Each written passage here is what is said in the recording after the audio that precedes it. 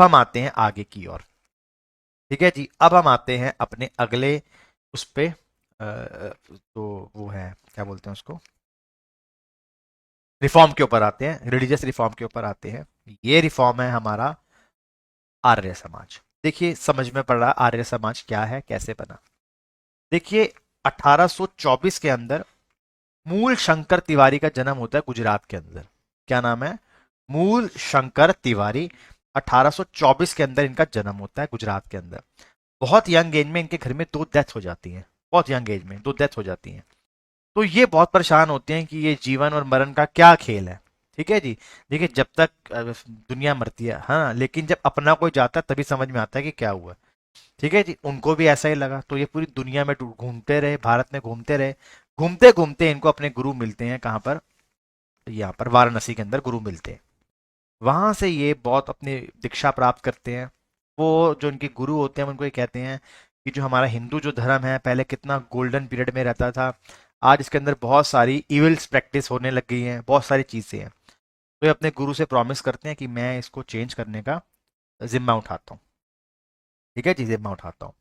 यहां से वो ये कहते हैं, आर्य समाज बेसिकली इस फिलॉसफी में बिलीव करता है, ये लोग सिर्फ वेदास को मानते हैं बस। जो चार वेद हैं, ऋग्वेद, यजुर्वेद, सामवेद, अर्थावेद, ये जो आर्य समाजी होते हैं वो केवल इन्हीं को सबसे ज्यादा मानते हैं।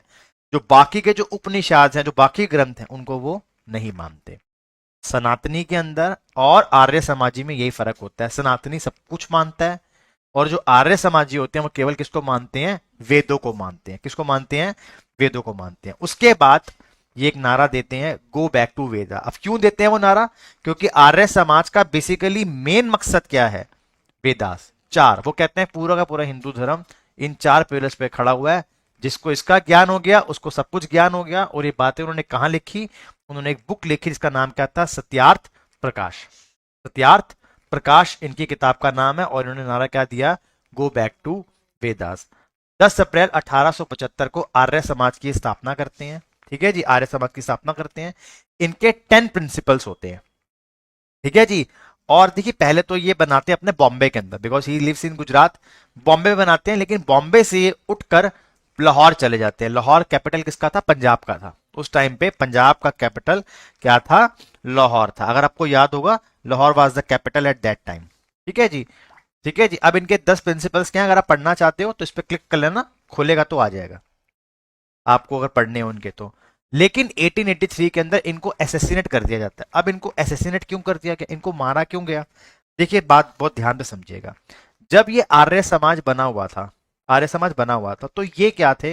ये हिंदू और मुसलमान दोनों को खटक रहे थे। क्यों कट रहे थे बेटा? देखो हिंदू तो अपनी रिजिडिटी के लिए जाने जा रहे थे ना उस टाइम पे। जो उनका सिस्टम चलता आ रहा है वो उसके बहुत खिलाफ थे। वो कहते थे कि हर समय पंडितों को नहीं बुलाना चाहिए। वो कहते हैं जो हम ये वो देते हैं, पिंड दान करते हैं, जो वो जो श्राद्ध करते हैं वो नहीं करने चाहिए। मूर्ति पूजन के वो खिलाफ थे। ठीक है जी। वो कहते थे प्रीस्ट को इतनी ताकत नहीं होनी चाहिए, पंडित को इतनी ताकत नहीं होनी चाहिए। तो इनके वो उनकी फिलॉसफी थी वो। ठीक है जी। और उसके बाद वो शुद्धि मूवमेंट कर रहे थे। शुद्धि मूवमेंट में क्या था कि जिन लोगों ने अपना धर्म चेंज कर लिया है, वो क्रिश्चियनिटी में चले गए, वो सिख बन गया, वो मुसलमान बन गए, तो उन लोगों को दोबारा से जैन बन गए, बुद्ध बन गए, उनको दोबारा से हिंदू धर्म में लेके आना। तो वो एक दिन उनका एसेसिनेट होता है, उनको दूध में कांच घोल के दे दिया और मार दिया जाता है। तो ये इनका एसेसिनेट यहाँ पर हो जाता है। तो ये धर्म का